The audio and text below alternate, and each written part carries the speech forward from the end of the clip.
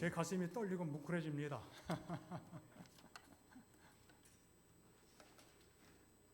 이광현 집사님은 방송실에 서서 아들과 딸을 열심히 쳐다보고 있는 걸 제가 봤습니다.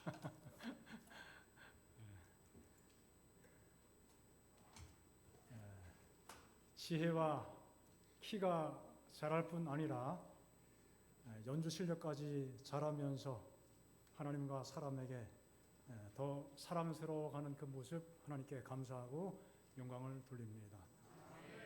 사실 저는 또 겁납니다. 우리 목사님 또 정말 목사님 앞에 서니까 제가 한없이 작아지는 것 같아요.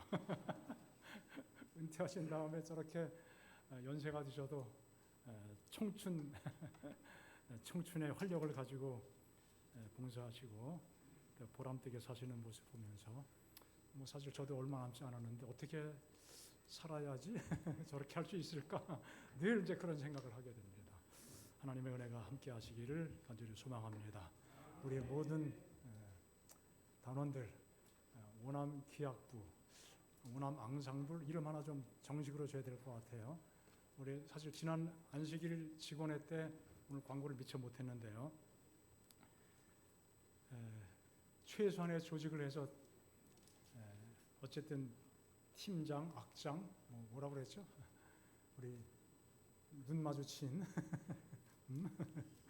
하나의 책임을 좀 맡겨서 찬양대 소속된 부서로서 그렇게 진행하기로 교회에서 결의한 바가 있습니다. 다음 주 주보에 정식 광고가 될 겁니다. 자, 오늘은 하늘 가는 길이라는 제목으로 함께 하나님의 말씀을 살펴보고자 합니다. 오늘 침례식을 하게 되죠. 침례식 한 다음에 우리가 믿음의 한 가족, 또 새로운 가족으로서 우리가 함께 하늘에 가야 될 그 중대한 사명을 또 마음속에 한번 새겨보는 의미로 이런 제목으로 말씀을 함께 나누고자 합니다.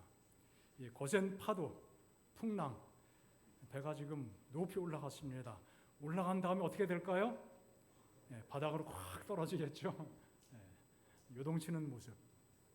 시편에 바로 그런 말씀을 묘사하고 있습니다.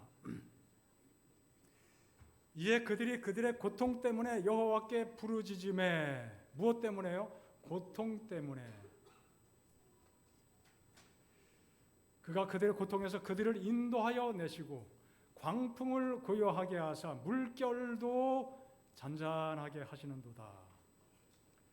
그들이 평온함으로 말미암아 기뻐하는 중에 여호와께서 그들이 바라는 항구, 이전 번역 개역 성경에는 소원의 항구, 소망의 항구 그렇게 되어 있었죠. 소원의 항구, 항구로 인도하시는도다.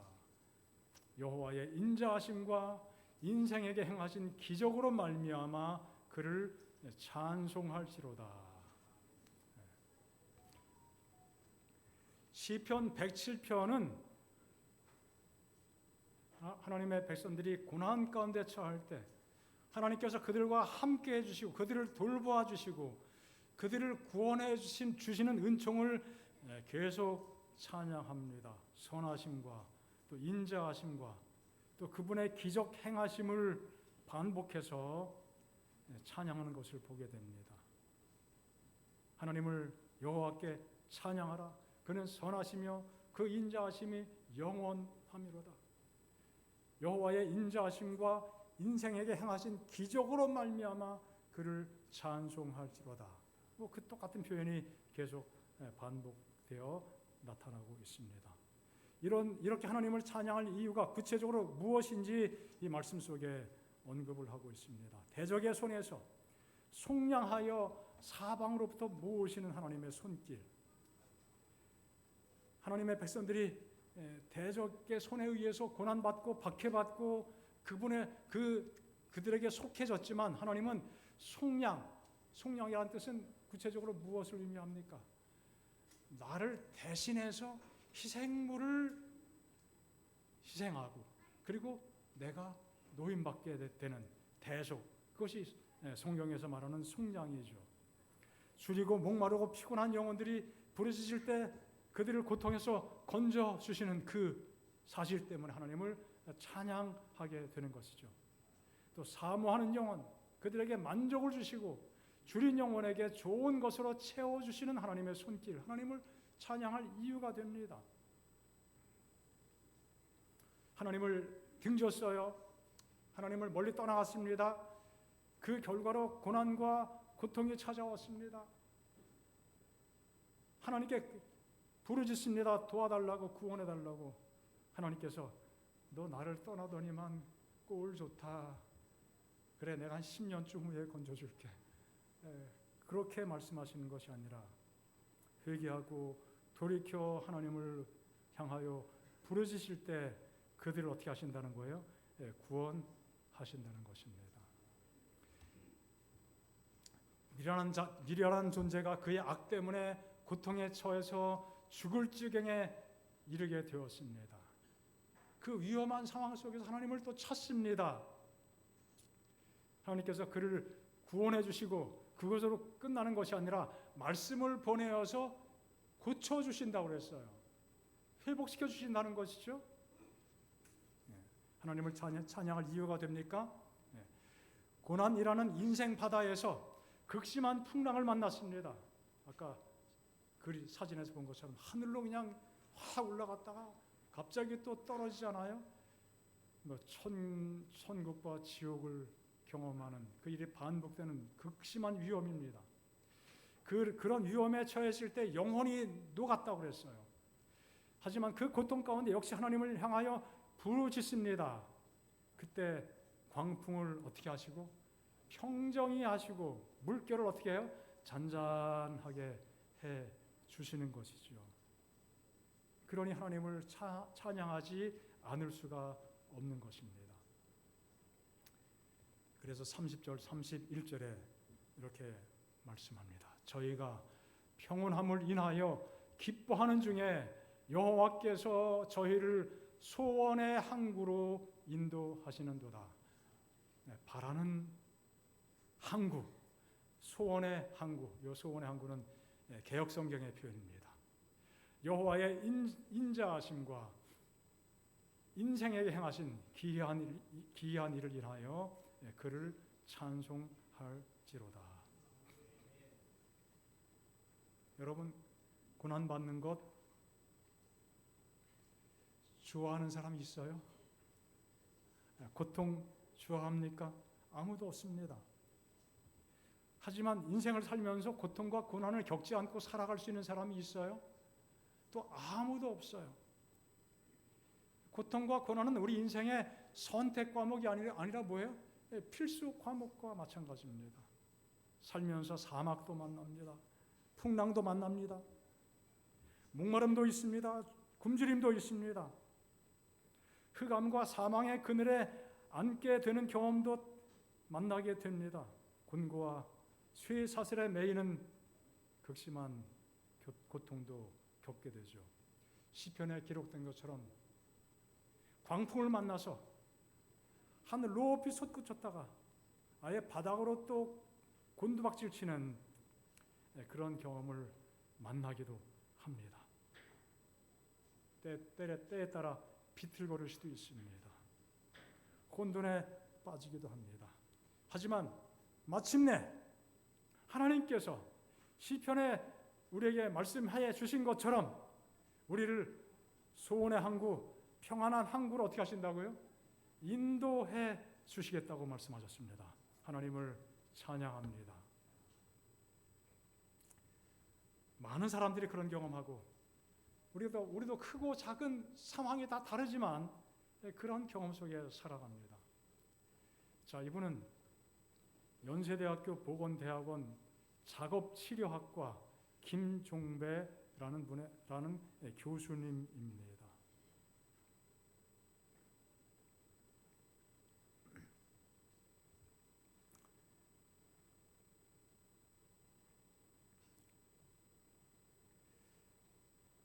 연세대학 입학했습니다. 정말 꿈 많고 아주 활발한 성격의 소유자였습니다. 이 사람에 대한 설명을 보면은 신촌 바닥이 좁게 느껴질 정도로 헤집고 다녔대요. 4년 공부하고 졸업할 때까지 미팅을 50번 했답니다. 한 달에 한 번 꼴 이상 한 거죠.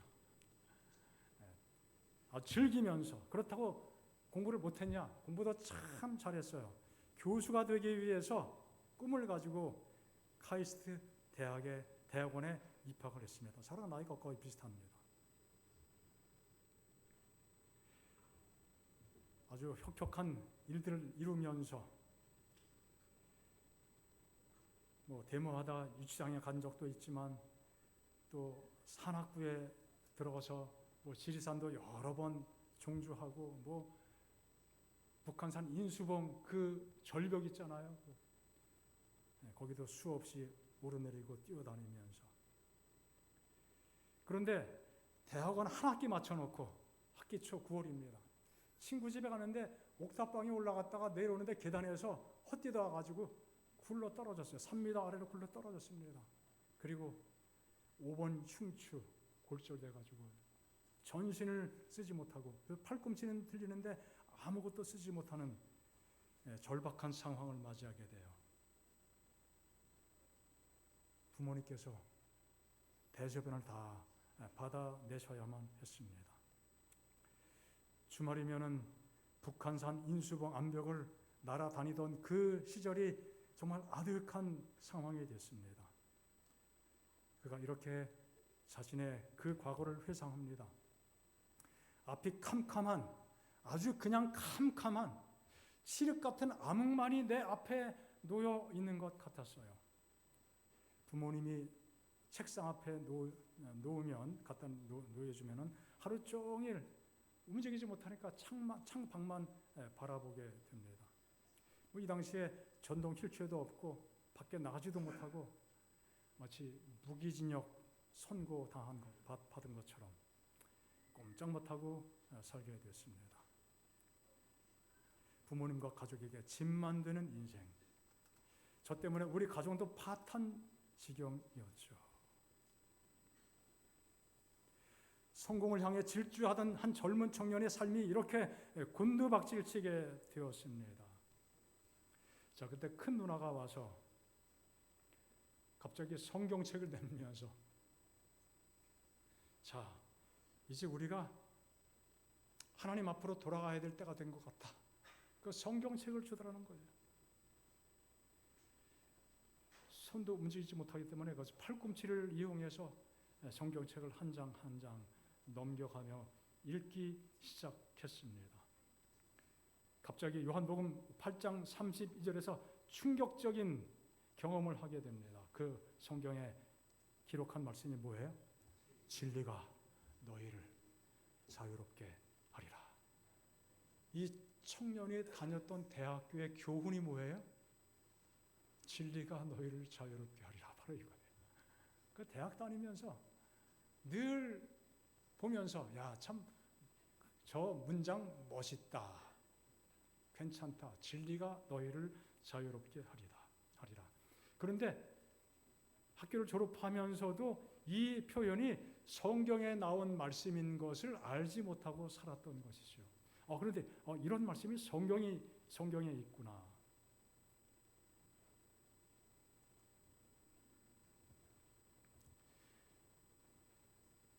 대학을 진리탐구의 도장이라고, 상아탑이라고 이야기합니다.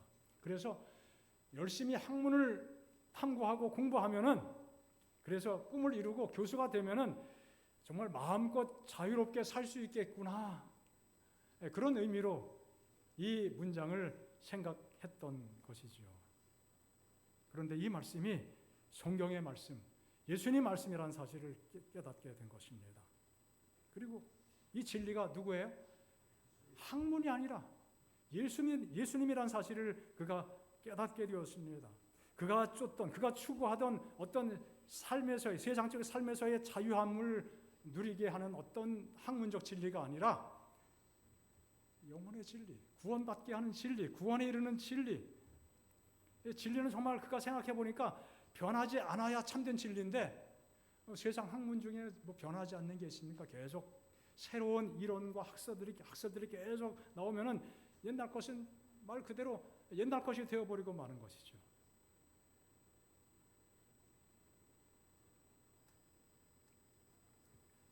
사고 이후에 암흑 속에 처한 것 같다고 느꼈는데 이 말씀 깨닫게 되니까 그가 어떤 내적인 경험을 하게 되었는가. 암흑 속에 한 줄기 강한 빛이 쫙 내려오는 느낌이었다. 몸은 그렇게 되었지만 진정한 자유를 경험하게 되었답니다.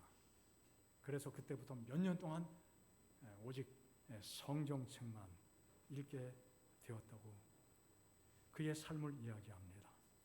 그의 삶 자체가 감옥이 된 것처럼 생각해 왔었는데 무기징역, 온도받고 꼼짝 못하는 감옥 생활이었는데 이제는 그의 삶이 기도원이 되었다고 했어요.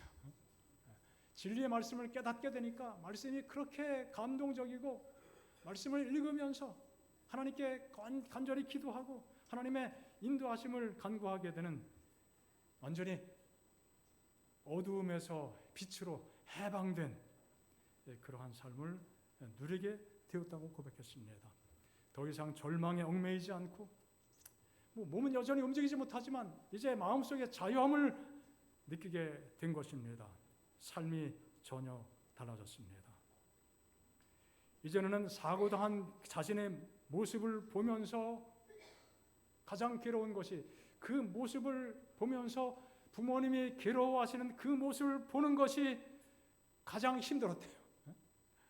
얼마나 그렇겠어요. 나 때문에 내가 그때 헛발 디디지는 않았어도 얼마나 그런 후회가 있겠습니까?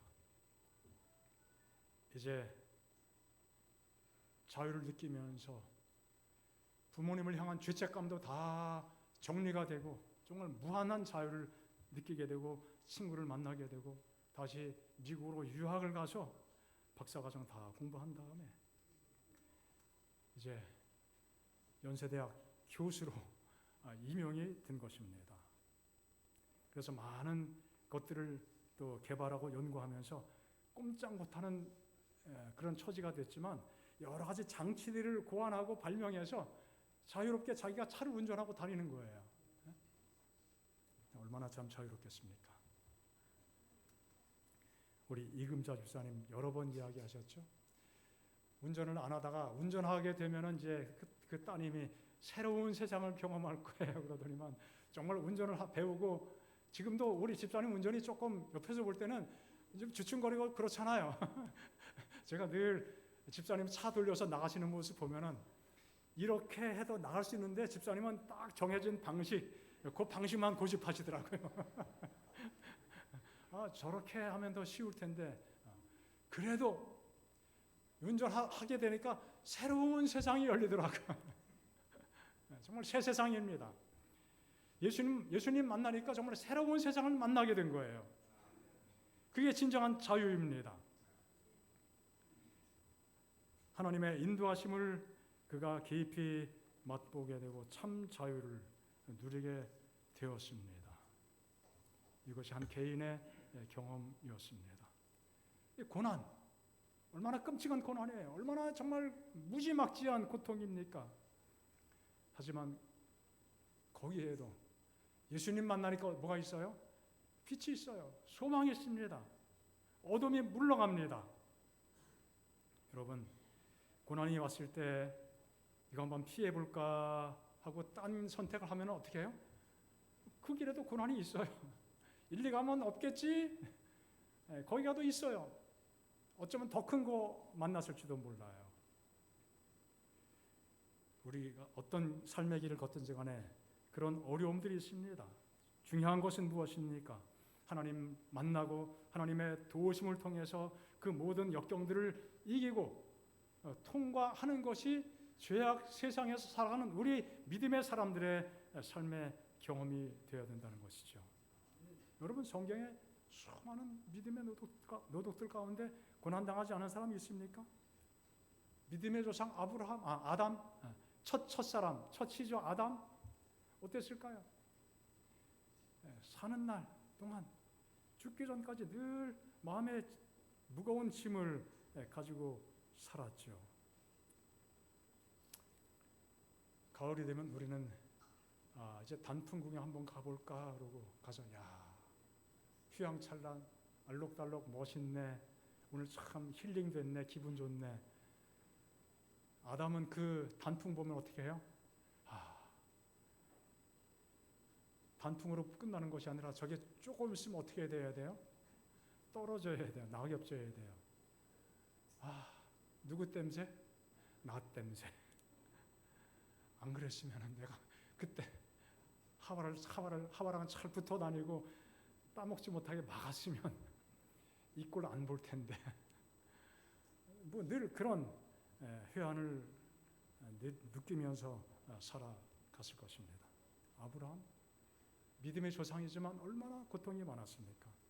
이삭, 야곱, 요셉, 다니엘, 다윗, 수많은 선지자들, 수많은 믿음의 조상들, 노독들, 그런 분들의 삶이 얼마나 우여곡절이 많고 고통이 심했습니까? 하지만 분명한 사실은 시편에 말씀된 것처럼 하나님께서 그들을 붙들어 주시고 인도해 주시고 마침내 구원해 주셨다는 사실입니다.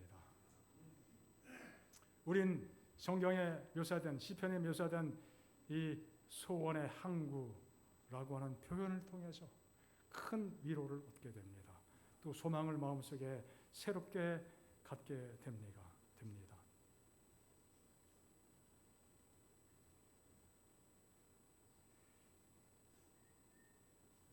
우리가 이 소원의 항구란 표현할 때 그냥 일상적으로 또 세상 삶의 관점에서 볼 때는 우리의 소원이 다 이루어져서 아까 그 김종배라는 분이 기대했던 것처럼 좀 더 경제적으로 또 사회적으로 좀 더 자유롭게 살아가는 그것을 염두에 둘 수도 있겠죠.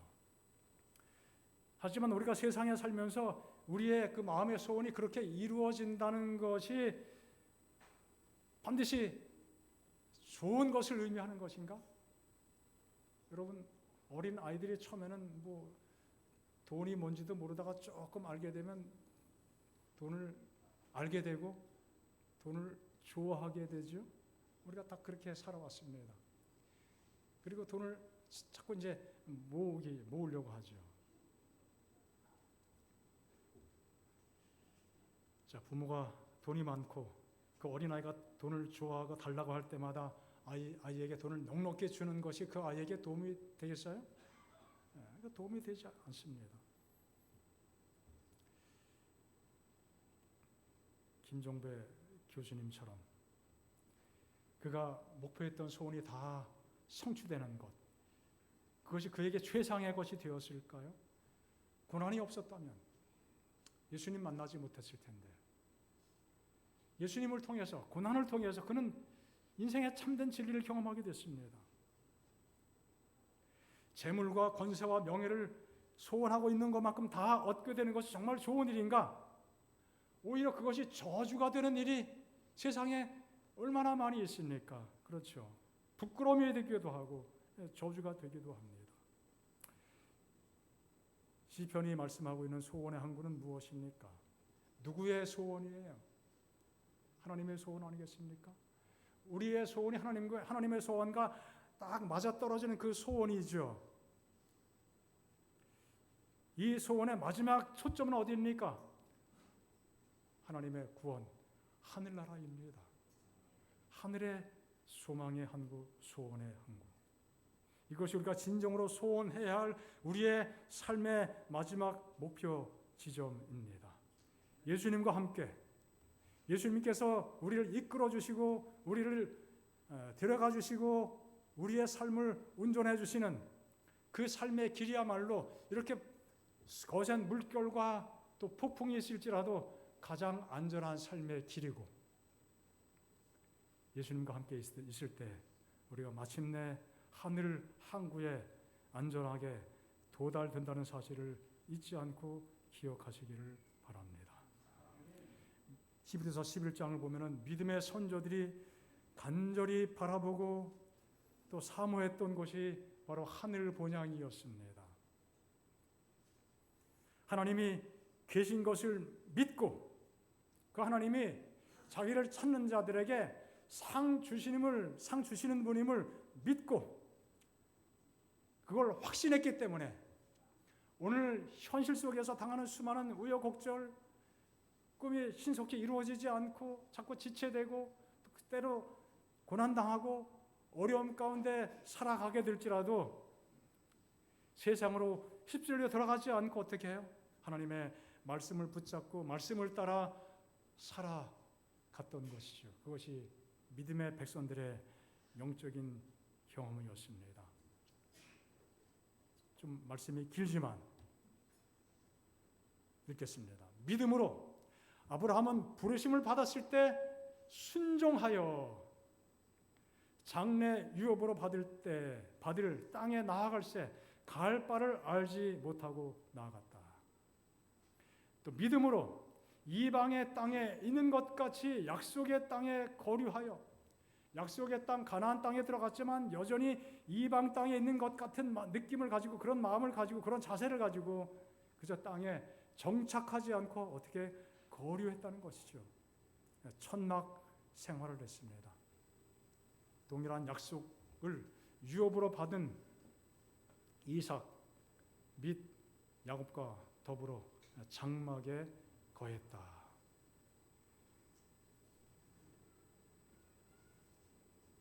왜요? 이는 그가 하나님이 계획하시고 지으실 터가 있는 성 하늘을 상급을 바라보았기 때문이다. 사라도 단산했어요. 나이가 들었습니다.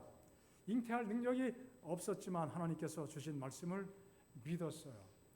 의심도 했지만 기본적으로는 그 믿음이 있고 하나님께서 그 믿음을 기쁘게 보셨습니다. 약속하신 하나님께서 믿으신 신실하신 분, 약속을 이루실 분인 것을 믿었습니다. 그래서 그 결과 하나님의 약속이 이루어지게 된 것이죠. 이 사람들은 다 믿음을 따라 죽었고 약속을 받지 못했지만 그것들을 멀리서 보고 환영하고 또 땅에서는 외국인과 나그네임을 증언했다. 그들이 이렇게 말하고 이렇게 살아왔던 이유는 뭐예요? 그 자기들이 본향 찾는 자이라는 사실을 나타내게 되었다는 말씀입니다. 나온 바 본향을 생각하였더라면 돌아갈 기회도 있었겠지만 그 본향보다 더 나은 본향, 하늘 본향을 사모함으로 그들의 이 땅의 고향으로 다시 돌아가지 않고 하나님의 부르심 안에서 믿음의 행진을 계속하게 되었던 것입니다. 역경과 고난이 있었지만 시편 107편에 묘사된 것처럼 풍랑을 만나서 하늘까지 올라갔다가 또 저 깊은 골짜기로 곤두박질 치는 그러한 경험이 반복될지라도 하나님을 온전히 신뢰하면서 그들의 믿음의 삶을 신실하게 살게 된 것입니다. 하나님께서 우리에게 이 귀한 은혜를 베풀어 주시고 우리가 하늘 본향을 향하여 살아갈 수 있는 하늘을 향해 가는 삶의 길을 우리에게 허락해 주시고 그 길로 접어들게 하신 하나님의 은혜를 정말 감사합니다. 하나님을 참으로 찬양합니다. 이 믿음의 대열에 함께 하게 된 것이 하나님의 놀라우신 은혜임을 기억하고 고백하며 하나님을 더욱 사랑하고 하늘에 우리의 관심을 집중하게 되시기를 바랍니다. 오늘 무엇보다 이 믿음의 대열에 또 새로운 한 영혼이 전적으로 새롭게 들어오게 된 것을 감사하며 하나님께 찬양합니다. 얼마나 참 귀한 일입니까? 우리는 함께 하늘에 갈 믿음의 가족이 되었습니다. 하늘 가는 그 삶의 여정 가운데 서로 힘이 되어지면서 서로 행복을 나누면서 격려하면서 그런 아름다운 관계를 잘 유지하고 행복을 맛보고 살게 되기를 간절히 바랍니다. 우리 무엇보다 우리 안영상 장로님 특별한 관계 속에서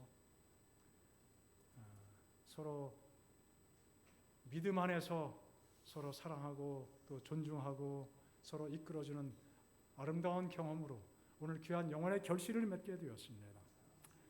조금 제가 섣부르게 발표를 해도 될 것 같아서 우리 안 장로님 이제 연세가 좀 드셔서 하시던 사업 이제 정말 은퇴하실 때가 된 것 같다고 판단이 돼서 후계자로 지금 점을 찍어놓고 진행 중에 있는 것으로 알고 있습니다. 하나님께서 인도하신 삶의 길을 정말 감사하게 생각하고 하나님께 영광과 찬양을 올립니다. 이제 우리는 함께 하게 되었습니다. 혼자가 아니라 함께 있게 되었습니다. 이것이 얼마나 귀하고 얼마나 감사하고 얼마나 놀랍고 중요한 것인지 기억하시기 바랍니다.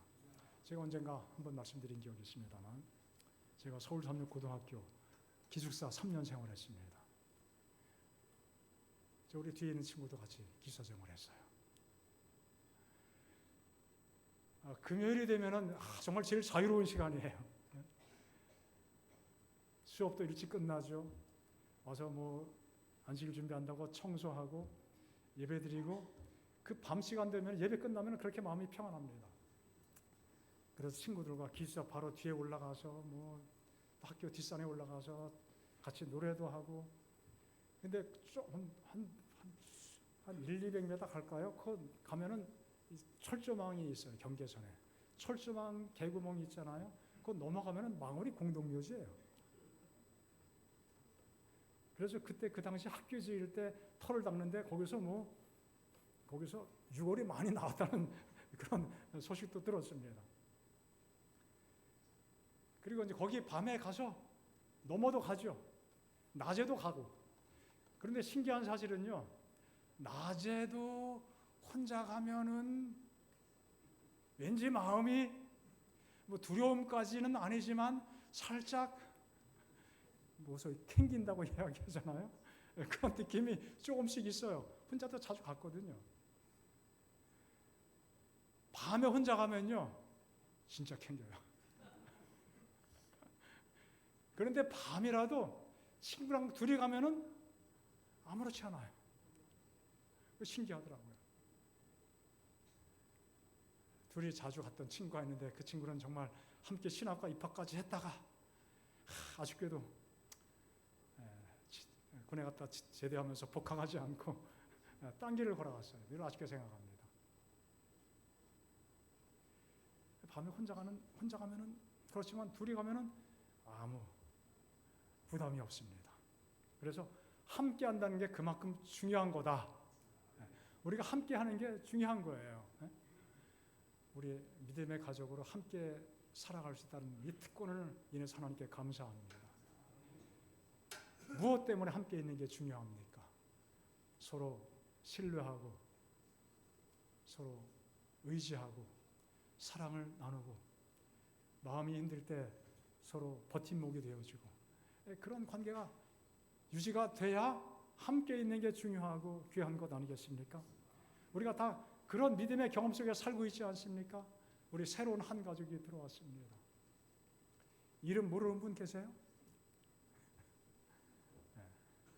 잊어버리지 마시고 또 기도해 주시고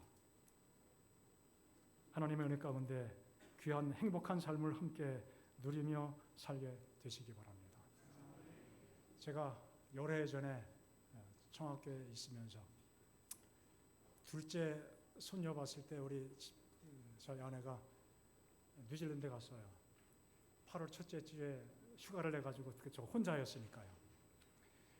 한번 마음속에 한번 꿈을 꾸고 계획을 했습니다. 야, 내가 자전거 탄 지가 조금 됐는데 이제는 그 전부터 자전거를 타고 한번 부산까지 가보고 싶다. 그런 생각이 있었거든요. 그래서 드디어 그 뜨거운 여름에 정말 가다 보니까 죽을 맛이더라고요. 한번 내쳐서 일요일 새벽에 떠나서 그냥 갔어요. 첫째 날 충주까지 갔습니다. 엄청나게 엉덩이 아프더라고요. 땀이 삐질삐질 나고 둘째 날, 셋째 날 나니까 엉덩이 아파가지고 죽겠어요. 그냥. 그래도 이왕 나섰는데 돌아갈 수 없고 끝까지 가봐야지. 막 타이어가 펑크가 나고 막 비가 오는데 가다가 말고 타이어 그 튜브를 갈아 껴야 되고 뭐 어디 타이어 수리 안 돼 가지고 또 뭐 수리도 해야 되고 뭐 시간이 꽤 지체됐습니다. 셋째 날인가요? 한 산을 넘어가야 되는데 꽤 험한 길입니다. 그 자전거를 약간 경사가 낮으면은 타고 올라가면서 자전거가 펑크가 났어요. 날은 어두워 가는데 자전거를 끌고 한 300m, 200~300m 되는 그 나지막한 산인데 끌고 올라갔습니다. 이제 거의 정상까지 올라갔더니 어떤 한 분이 거기 서 있어요. 그분도 똑같이 자전거 여행을 하러 온 사람인데 날씨가 이제 거의 컴컴해서 앞이 잘 안 보이거든요. 저는 자전거가 펑크 났죠. 끌고 가야 됩니다. 제가 얼마나 반가운지 혼자면요 아주 컴컴한 산 속에 꼬불꼬불 내려가는데 야, 왜 이렇게 길어요? 한 2~3km 끌고 내려갔는데 엄청 길더라고요. 근데 그분이 같이 다행히 가도 되는데 저랑 같이 가주시는 거예요. 그리고 내려가서 어디 전화하면요 이런 자전거 여행객들을 위해서 또 숙박업을 하는 분들이 있어요. 그래서 차를 가지고 와서 자전거를 실어주고 태워다 주는 그런 서비스로 먹고 사는 분들이 있습니다. 그래서 거기에 전화해가지고 한참 기다려서 둘이 함께 그 차를 타고 얻어 타고 숙소까지 갔습니다. 야, 참 얼마나 그 시절 그 생각하면요, 그분이 누군지도 모르고 그 몇 시간 그냥 1시간 같이 걸어 내려가서 같이 동행해주고 얼마나 참 고마운 분인지. 자, 우리의 삶 속에 하늘 가는 본향길이지만 거기에도 뭐가 있어요? 고통과 어려움이 있습니다. 혼자 가면 얼마나 힘들겠어요. 우리 유정민 집사님 가끔 통화합니다. 통화하면 형부 그래죠. 언니도 한번 해보라고. 언니는 죽어도 안 해. 언니가 됐으면 동서가 됐을 텐데 언니가 안 되니까 동서가 안 되는 거예요. 반갑잖아요. 우리가 함께 믿음을 나누고 살아가는 것이 정말 값주고 귀한 것이고 정말 감사한 일입니다. 우리 그 귀한 영적인 경험 속에 또 새로운 한 분이 하나님의 은혜 가운데 생겼다는 것 정말 귀한 일입니다. 그 아름다운 경험이 우리 모두의 관계 속에서 계속 이어지고 하늘 본향을 향하여 힘차게 전진하게 되는 우리 모든 우남 가족 되기를